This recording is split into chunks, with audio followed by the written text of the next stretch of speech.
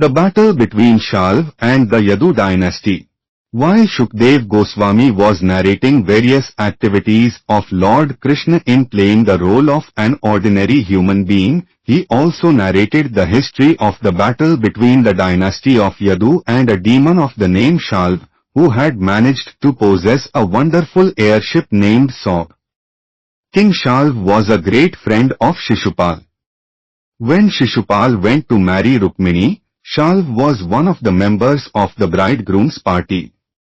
When there was a fight between the soldiers of the Yadu dynasty and the kings of the opposite side, Shalv was defeated by the soldiers of the Yadu dynasty. But despite his defeat, he made a promise before all the kings that he would in the future rid the whole world of all the members of the Yadu dynasty. Since his defeat in the fight during the marriage of Rukmini, he had maintained within himself an unforgettable envy of Lord Krishna, and he was, in fact, a fool because he had promised to kill Krishna. Usually such foolish demons take shelter of a demigod like Lord Shiv to execute their ulterior plans, and so Shalv, in order to get strength, took shelter of the lotus feet of Lord Shiv. He underwent a severe type of austerity during which he would eat no more than a handful of ashes daily. Lord Shiv, the husband of Parvati, is generally very merciful, and he becomes very quickly satisfied if someone undertakes severe austerities in order to please him. So after continued austerities by Shalv for 1 year, Lord Shiv became pleased with him and asked him to beg for the fulfillment of his desire. Shalv begged from Lord Shiv the gift of an airplane which would be so strong that it could not be destroyed by any demigod, demon, human being, Gandharv, Nag, or even by any Rakshas.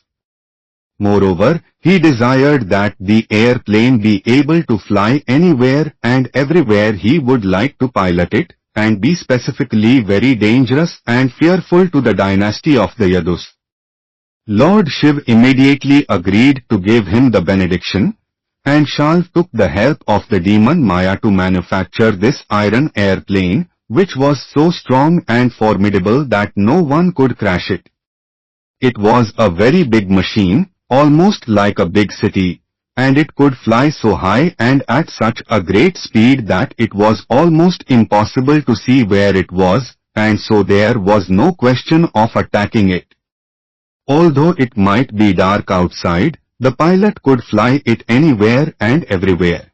Having acquired such a wonderful airplane, Shalv flew it to the city of Dwarka, because his main purpose in obtaining the airplane was to attack the city of the Yadus, toward whom he maintained a continual feeling of animosity.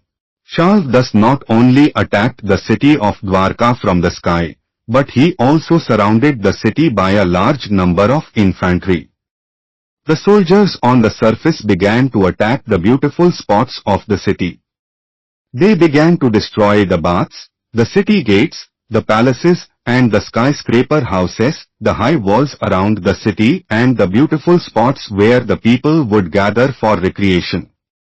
While the soldiers were attacking on the surface, the airplane began to drop big slabs of stone, tree trunks, thunderbolts, poisonous snakes and many other dangerous things. Shalv also managed to create such a strong whirlwind within the city that all of Dwarka became dark because of the dust that covered the sky. The airplane occupied by Shalv put the entire city of Dwarka into distress equal to that caused on the earth long ago by the disturbing activities of Tripurasur. The inhabitants of Dwarkapuri became so harassed that they were not in a peaceful condition for even a moment. The great heroes of Dwarka city, headed by commanders such as Pradyumna, counterattacked the soldiers and the airplane of Shalv. When he saw the extreme distress of the citizens, Pradyumna immediately arranged his soldiers and personally got upon a chariot, encouraging the citizens by assuring safety. Following his command, many warriors like Satyaki, Charudeshna and Samb, all young brothers of Pradyumna, as well as Akrur, Kritvarma, Bhanuvind, Gad, Shuk and Saran came out of the city to fight with Shalv. All of them were great fighters, each one could fight with thousands of men.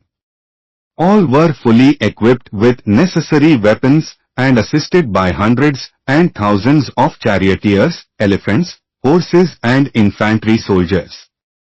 Fierce fighting began between the two parties, exactly as was formerly carried on between the demigods and the demons.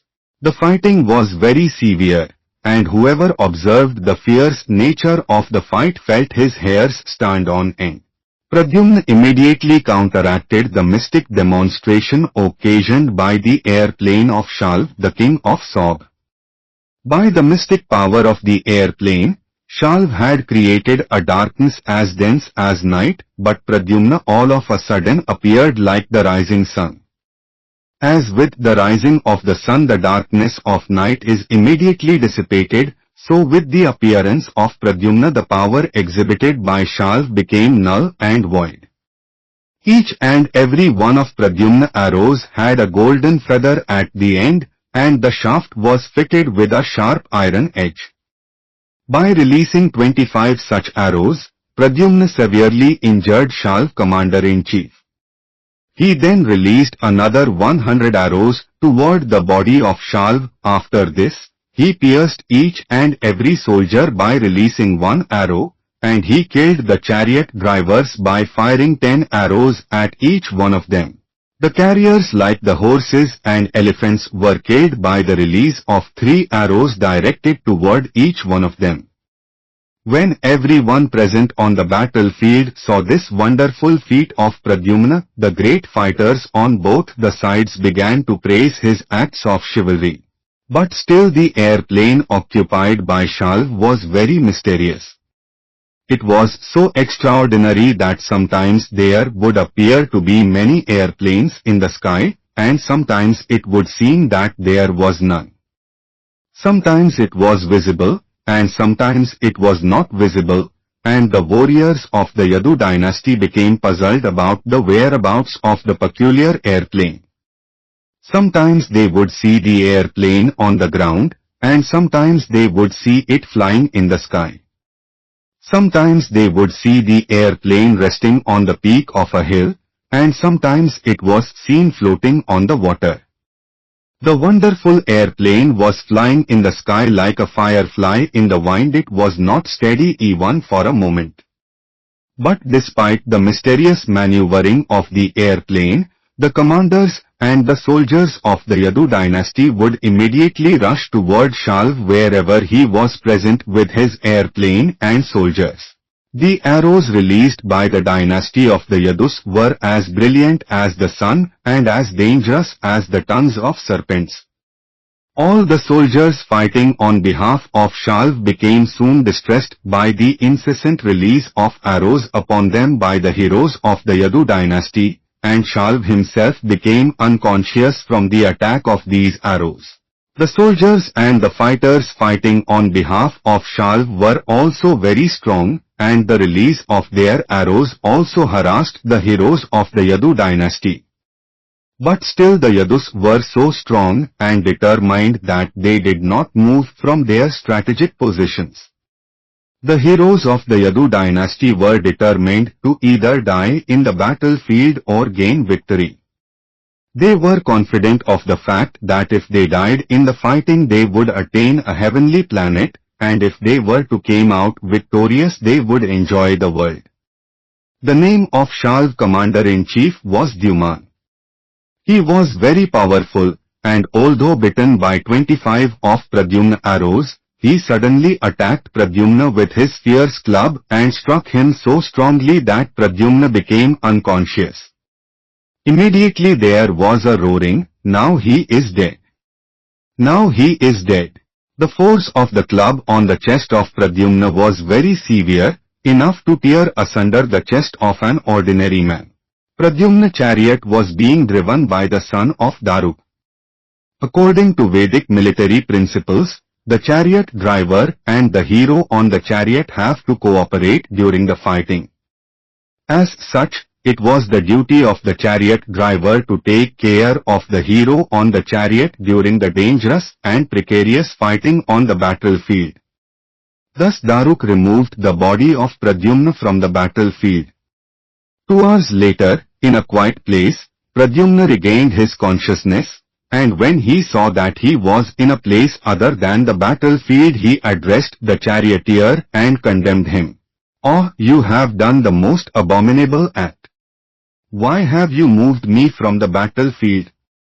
My dear charioteer, I have never heard that anyone in our family was ever removed from the battlefield. None of them left the battlefield while fighting. By this removal you have overburdened me with a great defamation. It will be said that I left the battlefield while fighting was going on. My dear charioteer, I must accuse you. You are a coward and emasculator. Tell me, how can I go before my uncle Balram and before my father Krishna, and what shall I say before them? Everyone will talk about me and say that I fled from the fighting place, and if they inquire from me about this, what will be my reply? My sisters-in-law will play jokes upon me with sarcastic words. My dear hero, how have you become such a coward? How have you become such a eunuch? How have you become so low in the eyes of the fighters who opposed you? I think, my dear charioteer, that you have committed a great offense by removing me from the battlefield." The charioteer of Pradyumna replied, "My dear sir, I wish a long life for you. I think I did not do anything wrong, as it is the duty of the charioteer to help the fighter in the chariot when he is in a precarious condition. My dear sir, you are completely competent in the battlefield activities. It is the mutual duty of the charioteer and the warrior to give protection to each other in a precarious condition. I was completely aware of the regulative principles of fighting, and I did my duty. The enemy all of a sudden struck you with his club so severely that you lost consciousness. You were in a dangerous position, surrounded by your enemies. Therefore I was obliged to act as I did." Thus ends the Bhaktivedanta purport of the second volume, 21st chapter, of Krishna, the battle between Shalv and members of the Yadu dynasty. Kilobyte 1972 22 Bata the deliverance of Shalv. 22 Bata the deliverance of Shalv. After talking with his charioteer, the son of Daruk, Pradyumna could understand the real circumstances, and therefore he refreshed himself by washing his mouth and hands. Arming himself properly with bows and arrows, he asked his charioteer to take him near the place where Shalv commander-in-chief was standing. During the short absence of Pradyumna from the battlefield, Dhuman, Shalv commander-in-chief, had been taking over the positions of the soldiers of the Yadu dynasty. By appearing in the battlefield, Pradyumna immediately stopped him and struck him with 8 arrows. With 4 arrows he killed his 4 horses, with 1 arrow his chariot driver, and with another arrow he cut his bow in 2, with another arrow he cut his flag into pieces, and with another he severed his head from his body. On the other fronts, heroes like Gad, Satyaki and Sam were engaged in killing the soldiers of Shalv. The soldiers who were staying with Shalv in the airplane were also killed in the fighting, and they fell into the ocean. Each party began to strike the opposite party very severely. The battle was fierce and dangerous, and continued for 27 days without stop. While the fight was going on in the city of Dwarka, Krishna was staying at Indraprastha along with the Pandavas and King Yudhishthir. This fighting with Shalv took place after the Rajasuya Yajna had been performed by King Yudhishthir and after the killing of Shishupal. When Lord Krishna understood that there was great danger in the city of Dwarka, he took permission from the elderly members of the Pandav family, especially from his aunt Kunti Devi, and started immediately for Dwarka. Lord Krishna began to think that while he was arriving in Hastinapur with Balram after the killing of Shishupal men must have attacked Dwarka. On reaching Dwarka, Lord Krishna saw that the whole city was greatly in danger. He placed Balramji in a strategic position for the protection of the city, and he himself asked his charioteer Daruk to prepare to start. He said, Daruk, please immediately take me to where Shalv is staying. You may know that this Shalv is a very powerful, mysterious man. Don't fear him in the least. As soon as he got his orders from Lord Krishna, Daruk had him seated on the chariot and drove very quickly toward Shalv. The chariot of Lord Krishna was marked with the flag bearing the insignia of Garud, and as soon as the soldiers and warriors of the Yadu dynasty saw the flag, they could understand that Lord Krishna was on the battlefield. By this time, almost all the soldiers of Shalv had been killed, but when Shalv saw that Krishna had come to the battlefield, he released a great, powerful weapon which flew through the sky with a roaring sound like a great meteor. It was so bright that the whole sky lit up by its presence. But as soon as Lord Krishna appeared, he tore the great weapon into hundreds and thousands of pieces by releasing his own arrow. Lord Krishna struck Shalv with 16 arrows. And with showers of arrows he overpowered the airplane, just as the sun in a clear sky overpowers the whole sky by an unlimited number of molecules of sunshine. Shalv struck a severe blow to Krishna's left side, where the Lord was charging his bow, Sharanga, and as a result the Sharanga bow fell from Lord Krishna's hand. This dropping of the bow was indeed wonderful. Great personalities and demigods who were observing the fighting between Shalv and Krishna became most perturbed by this, and they began to exclaim, Alas! Alas! Shalv thought that he had become victorious, and with a roaring sound began to address Lord Krishna as follows, You rascal, Krishna! You kidnapped Rukmini forcibly, even in our presence. You baffled my friend Shishupal and married Rukmini yourself.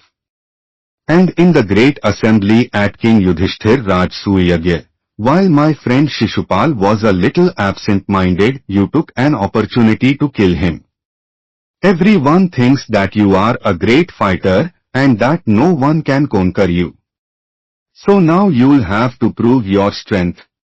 I think that if you stand before me any longer, with my sharpened arrows I shall send you to a place where from you will never return. To this Lord Krishna replied, Foolish Shalv, you are talking nonsensically. You do not know that the moment of death is already upon your head. Those who are actually heroes do not talk much. They prove their prowess by practical exhibition of chivalrous activities. After saying this, Lord Krishna, in great anger, struck Shalv on the collarbone with his club so severely that he began to bleed internally and tremble as if he were going to collapse from sheer cold. Before Krishna was able to strike him again, however, Shalv became invisible by his mystic power. Within a few moments, a mysterious unknown man came before Lord Krishna crying loudly. He bowed down at the Lord's lotus feet and said to him, Since you are the most beloved son of your father Vasudev, your mother Devaki has sent me to inform you of the unfortunate news that your father has been arrested by Shalv and taken him away by force. He took him just as a butcher mercilessly takes away an animal. When Lord Krishna heard this unfortunate news from the unknown man, he at first became most perturbed, just like an ordinary human being. His face showed signs of grief, and he began to cry in a piteous tone, How could that happen? My brother Lord Balram is there, and it is impossible for anyone to conquer Balramji. He is in charge of Dwarka city, and I know he is always alert. How could Shalv possibly enter the city and arrest my father in that way? Whatever he may be, Shalv's power is limited, so how could it be possible that he has conquered the strength of Balramji and taken away my father, arresting him as described by this man? Alas! Destiny is, after all, very powerful. While Sri Krishna was thinking like this, Shalv brought before him in custody a man exactly resembling Vasudev, his father. These were all creations of the mystic power of Shalv. Shalv began to address Krishna, "You rascal, Krishna. Look, this is your father who has begotten you, and by whose mercy you are still living. Now just see how I kill your father. If you have any strength, try to save him." The mystic juggler, Shalv, speaking in this way before Lord Krishna, immediately cut off the head of the false Vasudev. Without hesitation he took away the dead body and got into his airplane. Lord Krishna is the self-sufficient Supreme Personality of Godhead, yet because he was playing the role of a human being, he became very depressed for a moment, as if he had actually lost his father. But at the next moment he could understand that the arrest and killing of his father were demonstrations of the mystic powers which Shalv had learned from the demon Maya. Coming to his right consciousness, he could see that there was no messenger and no head of his father, but that only Shalv had left in his airplane, which was flying in the sky. He then began to think of slaying Shalv. Krishna reaction is a controversial point among great authorities and saintly persons. How could Krishna, the Supreme Personality of Godhead, the reservoir of all power and knowledge, be bewildered in such a way? Lamentation, aggrievement and bewilderment are characteristics of persons who are conditioned souls, but how can such things affect the person of the Supreme, who is full of knowledge, power and all opulence? Actually, it is not at all possible that Lord Krishna was misled by the mystic jugglery of Shalv. He was displaying his pastime in playing the role of a human being. Great saintly persons and sages who are engaged in the devotional service of the lotus feet of Lord Krishna and who have thus achieved the greatest perfection of self-realization have transcended the bewilderments of the bodily concept of life. Lord Krishna is the ultimate goal of life for such saintly persons. How then could Krishna have been bewildered by the mystic jugglery of Shalv? The conclusion is that Lord Krishna's bewilderment was another opulence of his Supreme Personality. When Shalv thought that Krishna had been bewildered by his mystic representations, he became encouraged and began to attack the Lord with greater strength and energy by showering volumes of arrows upon him. But the enthusiasm of Shalv can be compared to the speedy march of flies into a fire. Lord Krishna, by hurling his arrows with unfathomable strength, injured Shalv, whose armor, bow and jeweled helmet all scattered into pieces. With a crashing blow from Krishna club, Shalv's wonderful airplane burst into pieces and fell into the sea. Shalv was very careful, and instead of crashing with the airplane, he managed to jump onto the land. He again rushed towards Lord Krishna. When Shalv ran swiftly to attack Krishna with his club, Lord Krishna cut off his hand, which fell to the ground with the club. Finally deciding to kill him, the Lord took up his wonderful disc, which was shining like the brilliant sun at the time of the dissolution of the material creation. When Lord Shri Krishna stood up with his disc to kill Shalv, he appeared just like the red sun rising over a mountain. Lord Krishna then cut off his head, and the head, with its earrings and helmet, fell on the ground. Shalv was thus killed in the same way as Vritrasur was killed by Indra, the king of heaven. When Shalv was killed, all his soldiers and followers began to cry, "Alas! Alas!" While Shalv men were thus crying, the demigods from the heavenly planets showered flowers on Krishna and announced the victory by beating on drums and blowing bugles.